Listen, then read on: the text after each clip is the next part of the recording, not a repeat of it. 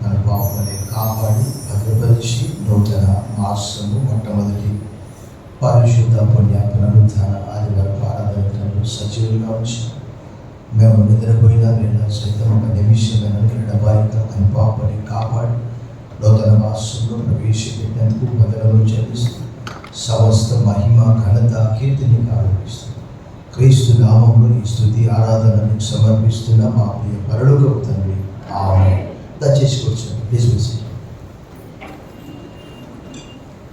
Welcome to this lord's Telugu Bible చేస్తాడు service. ఈ ఉదయకాల ఆరాధన గురించి అందరినీ ప్రభు ఆహ్వానిస్తున్నాం. Great you are in the name of our lord and saviour Jesus Christ. ప్రభువును రక్షకుడైన యేసుక్రీస్తు వారి దివ్య శుభ శక్తి గల నామంలో మీ అందరికి శుభములు సమాధానం కలుగును గాక. దేవుడు మనందరినీ 4 మాసాలు 17 వారాలు 122 దినములు కాపాడి 123వ దినం మనందరినీ సజీవులుగా ఉంచాడు ఈ మండు ఎండలో. దాన్ని బట్టి ప్రభువును స్తుతిస్తాం. బిగ్గరగా చప్పట్ల చేద్దాం.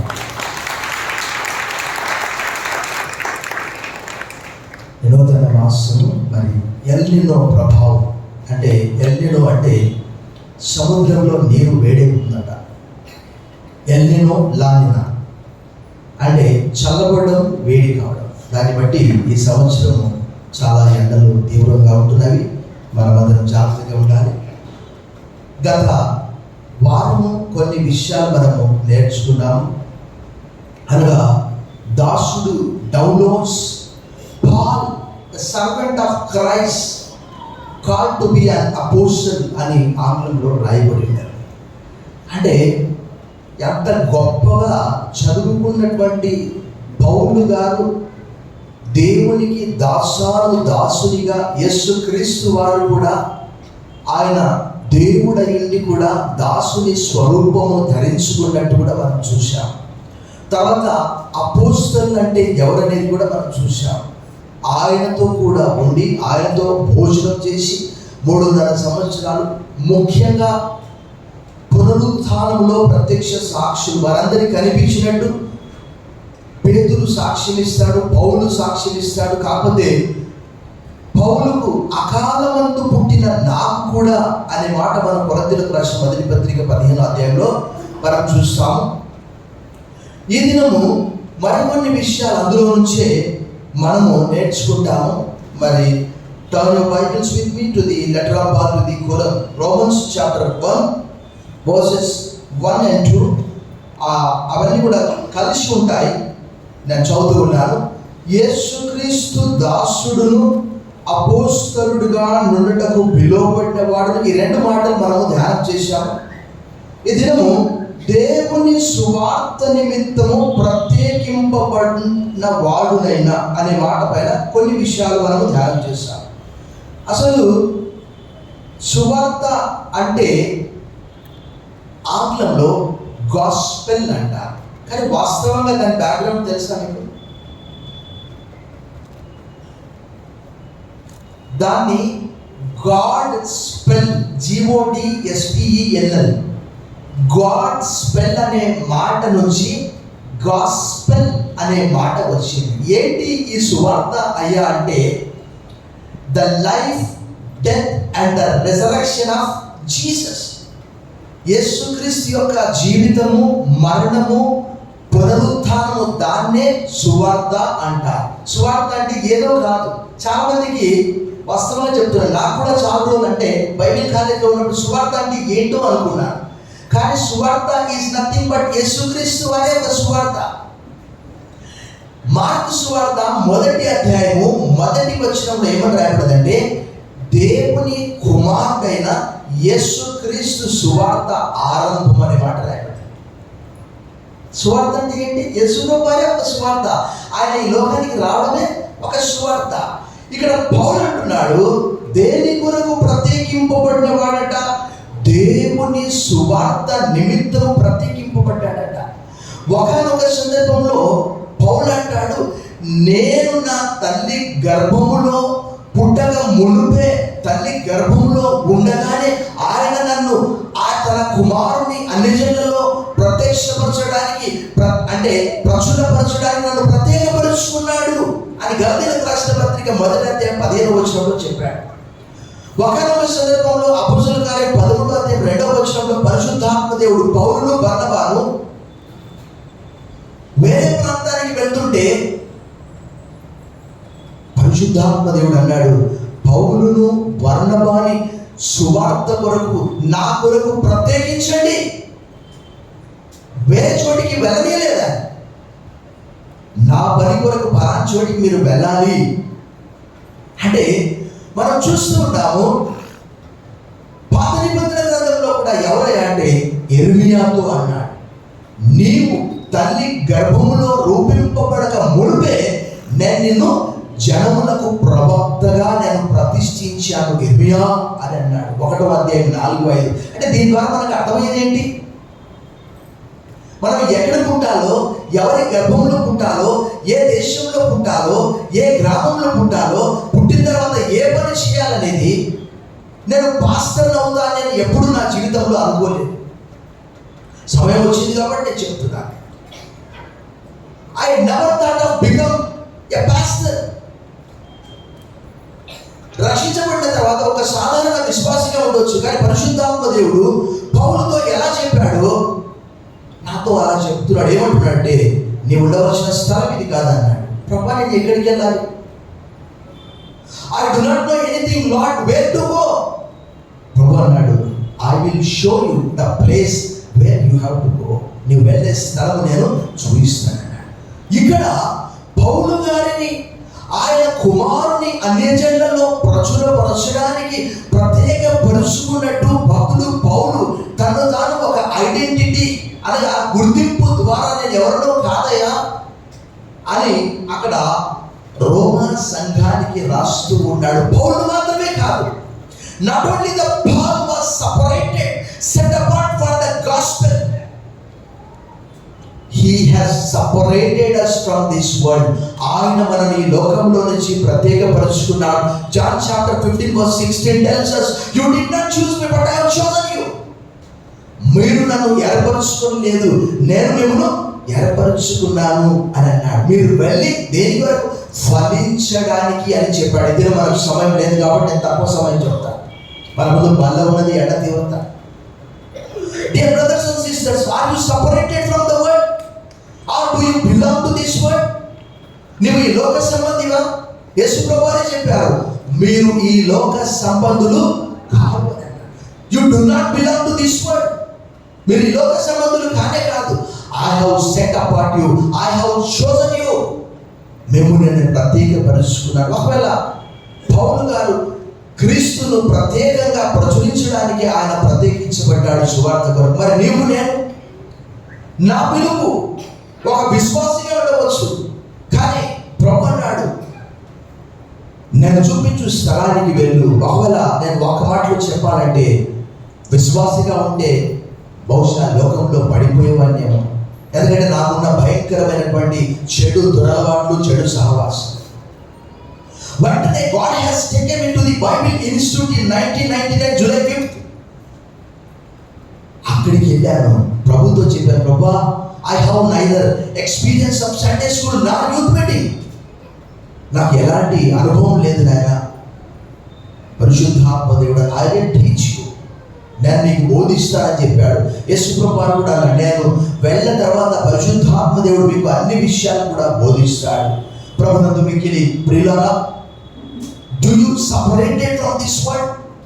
పౌలు గారు ఒకనొక సందర్భంలో వారి మధ్యలో నుండి బయలువెళ్ళి ప్రత్యేకంగా ఉండండి, అపవిత్రమైన వాటిని ముట్టకుడి అని కొరింథీయులకు రాసిన 2వ పత్రిక 6వ అధ్యాయం 17-18 చెప్తూ ఉన్నాడు. ఇంకా మనకు కొంతమంది భయంకరమైనటువంటి ఇహలోక సంబంధమైన ఆచారాలతో మంగళవారం ప్రార్థన వద్దని ఒక సహోదరి చెబుతుంది. మంగళవారం పెట్టుకుంటారా ప్రార్థన? ఏంటండి ఇది? ప్రభు చనిపోయి సమాధి చేయబడి తిరిగి లేపబడింది దేని కొరకు? పౌలు అంటాడు, ఆ ప్రయాస అంతా కూడా వృధా అయిపోతుందేమో. మీరు దినములు, వారములు, సంవత్సరాలను లెక్క పెడుతున్నారు. గలతీయులకు రాసిన పత్రిక 4వ అధ్యాయంలో అంటున్నాడు, మీ విషయమే నేను పడ్డ ప్రయాస అంతా వృధా అయిపోతుందేమో. ఏంటండి? ఇంకా అనేక మంది జ్యోతిష్య శాస్త్రం చూస్తున్నారు. క్రైస్తవులుగా పిలువబడుతూ విశ్వాసం, క్రైస్తవ విశ్వాసము, ఆచరణ అంతా హైందవ ఆచరణ. ఈ రోజు వరకు కూడా అనేక మంది ఏం చేస్తారట, పెళ్లి కొరకు పేరు బలము, వివాహం అవుతుందా కాదా అని పూజారి దగ్గరికి వెళ్ళి చూయించుకుంటారట. ఏంటంటే మన పితరులు అబ్రహాము, ఇస్సాకు, యాకోబులు ఎక్కడున్నారు? వాస్తు చూసి అక్కడ ఉన్నారా? గుడారాల్లో ఉన్నారు కదా. దేవుడు వారితో కూడా ఉన్నాడు కదా. అబ్రహాంతో ఉన్నాడు, ఇస్సాకుతో ఉన్నాడు, యాకోబుతో ఉన్నాడు, వారితో అన్నాడు. చుట్టుపక్కల ప్రజలకి దేవుని భయం పుట్టించాడు. 35వ అధ్యాయం ఆదికాండం 5వ వచనంలో 34లో దీనాను పాడు చేసినప్పుడు షిమ్యోను లేకపోయి అక్కడ ఉన్న అందరినీ కూడా హతం చేస్తాడు. ఆ సమయంలో యాకోబు అంటాడు, ఏంటయ్యా మేము చేసిన పని? We are separated from this world. మనం ఈ లోకం నుంచి ప్రత్యేకించబడ్డాం, పవిత్రపరచబడ్డాం. కొరింథీయులకు రాసిన మొదటి పత్రిక 6వ అధ్యాయంలో మీరు అలా ఉన్నారు ఒకప్పుడు, కానీ ఇప్పుడైతే ఆత్మచేత పవిత్రపరచబడ్డారు. Are you separated from this world? పౌలైతే నేను దేవుని కుమారుని ప్రచురపరచడానికి మాత్రమే అని గలతీయులకు రాసిన మొదటి పత్రిక 1వ అధ్యాయము, గలతీయులకు రాసిన పత్రిక 1వ అధ్యాయం 15వ వచనంలో చెప్తున్నాడు. దేవుడు ఆయన చూపించాడు. ఏమని చెప్పాడంటే, ఇతడు అన్యజనుల మధ్యలో, ఇశ్రాయేలీయుల మధ్యలో, రాజుల మధ్యలో నా కొరకు ఎన్ని అవమానాలను అనుభవిస్తాడో ఇతడు ఒక పాత్ర వలె ఉన్నాడు అని చెప్పాడు దేవుడు. 9వ అధ్యాయం 15వ వచనంలో. ఈ సువార్త అనగా క్రీస్తు యొక్క జీవితము, ఆయన మరణము, ఆయన పునరుత్థానము ద్వారా సువార్త అని పిలువబడుతున్నది. So Paul was set apart for the gospel of God అని ఆంగ్లంలో రాయబడినది. దేవుని సువార్త నిమిత్తము ప్రత్యేకింపబడిన వాడైన పౌలు. మరి నీవు నేను దేని కొరకు ప్రత్యేకించబడ్డా? ఆదివారం మందిరానికి వచ్చామా, సోమవారం నుండి శనివారం వరకు యథావిధిగా లోకంలో జీవిస్తున్నామా? పౌలైతే చాలా చక్కగా అనేక చోట్ల చెప్తాడు.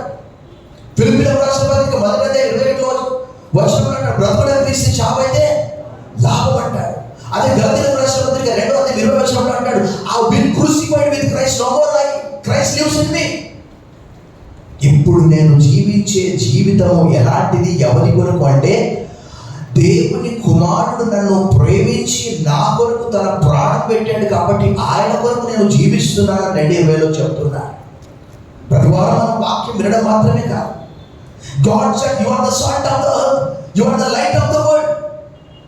మీరు లోకమునకు ఉప్పై ఉన్నారు, లోకమునకు మత్తయి సువార్త 5:13-14, యెషయా గ్రంథం 60:22. వారిలో ఒంటరి అయిన వాడు 1000 మంది, ఎన్నికలైన వాడు బలమైన జనమును, యెహోవా నాకు నేను తగిన కాలమందు దాన్ని నెరవేర్చుతున్నాడు. ఆ రోజు ఇటు ఇశ్రాయేలును చూస్తే 70 మందిగా ఉన్నారు. తర్వాత ఆకాశ నక్షత్రములంతా విస్తారంగా చేస్తానని చెప్పాడు. ద్వితీయోపదేశకాండం 1వ అధ్యాయం 11వ వచనంలో, నీ దేవుడైన యెహోవా నీతో చెప్పి ఉన్నట్లు నీ జనసంఖ్య ఆకాశ నక్షత్రముల వలె 1000 రెట్లు విస్తరింపచేశానన్నాడు. మరొక చోట అన్నాడు, ద్వితీయోపదేశకాండం 7వ అధ్యాయంలో, మీరు సర్వలోక జనసంఖ్య కంటే తక్కువే కదా, జనసంఖ్య ఎక్కువని మిమ్మల్ని ఏర్పరచుకోలేదు కదా. ఉదయ కాలం the Bible says that we are set apart, we are chosen ones. You did not choose me, but I have chosen you. John chapter 15:16, John chapter 15:19. ద్రాక్షవల్లి నేను, తీగలు మీరు. ఎవడు నా యందు నిలిచినవాడు బహుగా ఫలించు. నాకు వేరుగాడు మీరేమీ. ఇంకా పడుతూ లేస్తూ ప్రభువా. అపోజిట్ బట్టి పౌలైతే మనందరికీ తెలుసు, ఆ చివరి గడియ వరకు కూడా ఆయన చెప్పినటువంటి మాట, నేను ఇప్పుడే పానార్పణముగా అంటే లిబేషన్ అనే ఆంగ్లంలో రాయబడినది. వారు ఏం చేస్తారంటే అన్య దేవతలకు అర్పణ పోస్తారు. అపోజిట్ పౌలైతే తన ప్రాణాన్ని అర్పణగా ఇస్తున్నాడు. కొద్ది రోజుల్లో, కొద్ది దినాల్లో ఆయన హతసాక్షిగా మారబోతున్నాడు. దాన్ని బట్టి నీరో చక్రవర్తి కాలంలో ఖడ్గం చేత వధించబడ్డాడు. ఈ సువార్త నిమిత్తం, ఈ సువార్త నీకు నాకు వచ్చి మన జీవితాలను మార్చివేసింది. అనగా చీకటిలో నుంచి వెలుగులోనికి, అసత్యంలో నుండి సత్యంలోనికి, మరణంలో నుండి జీవంలోనికి. పౌలుతో దేవుడు చెప్పినటువంటి మాట అదే. చూడండి, అపోస్తలుల కార్యం 26:16-18 ఆ మాట మనం చూద్దాం. Acts of Apostles chapter 26 verse 16-18 కలిసి ఉంటాయి.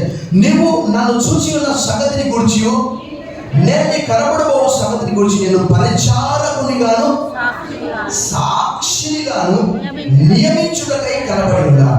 నీవు లేచి నీ పాదములు మోపి నిలువు. నేను ఈ ప్రజల వలనను అనుజుల వలన హాని కలగకుండా నిన్ను కాపాడదు. వారు ఎక్కడి నుంచట? చీకటిలో నుండి వెలుగులోనికి, సాతాను అధికారం నుండి దేవుని వైపునకు తిరిగి నా యందలి విశ్వాసము చేత పాప క్షమాపణను పరిశుద్ధపరచబడిన వారిలో స్వాస్థ్యమును పొందినట్లు వారి కన్నులు తెరుచడమే నేను వారి యొద్దకు. ఈ యుగ సంబంధమైనటువంటి దేవత.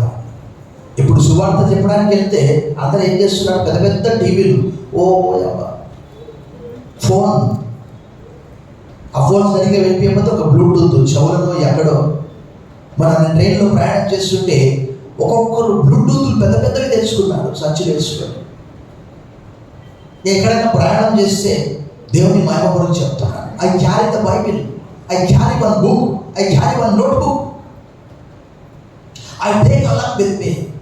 చదువుదామంటే వారు పెద్దగా సినిమా పాటలు పెట్టుకున్నారు. లోకము బాగా పాడైపోయింది. గలతీయులకు రాసిన పత్రికలో అక్కడ రాయబడ్డది. ఈ సువార్త ద్వారా గలతీయులకు రాసిన పత్రిక 1వ అధ్యాయంలో పౌలు అంటాడు, ఈ దుష్ట యుగము నుండి మనల్ని విడిపించడానికి ఆయన వచ్చాడట. చూడండి, 1వ అధ్యాయంలో అక్కడ రాయబడ్డది. ఏమని రాయబడ్డది? 4వ వచనంలో, మన తండ్రి అయిన దేవుని చిత్త ప్రకారము క్రీస్తు మనల్ని ఏం చేశాడట? ప్రస్తుతపు దుష్ట కాలములో నుండి, అంటే ఫుట్నోట్స్ లో దుష్ట యుగము నుండి. ఏ వార్తాపత్రిక తీసినా కూడా ఎలాంటి వార్తలు కదా, బయటికి వెళ్ళమంటే భయభ్రాంతుల గురించి చేస్తున్నారు. ఈ సువార్త ద్వారా అనగా ఆయన మన కొరకు ఈ లోకానికి వచ్చి మానవునిగా సశరీరుడుగా ప్రత్యక్షపరచబడి, యోహాను సువార్త 1:14 ప్రకారం the word became flesh and dwelt among us, lived among us అనే మాట ఆంగ్లంలో రాయబడింది. ఈ ఉదయకాలం, are you separated from the world? నీవు లోకంలో నుంచి ప్రత్యేకించబడ్డావా? లోక సంబంధిగా తల్లి వచ్చి మనం ప్రార్థన చేస్తాం.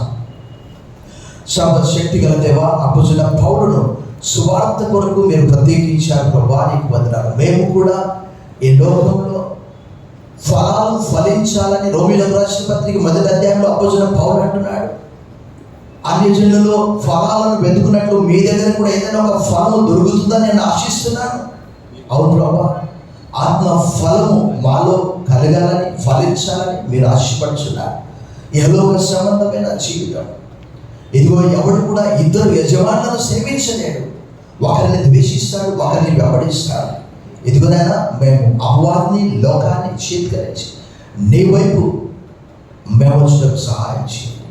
ఈ ఉదయకాలం మా కొరకు మీరు లోకానికి మానవునిగా వచ్చినందుకు వందనాలు చెల్లిస్తూ యేసు నామంలో ప్రార్థిస్తున్నాం తండ్రి. ఆమేన్.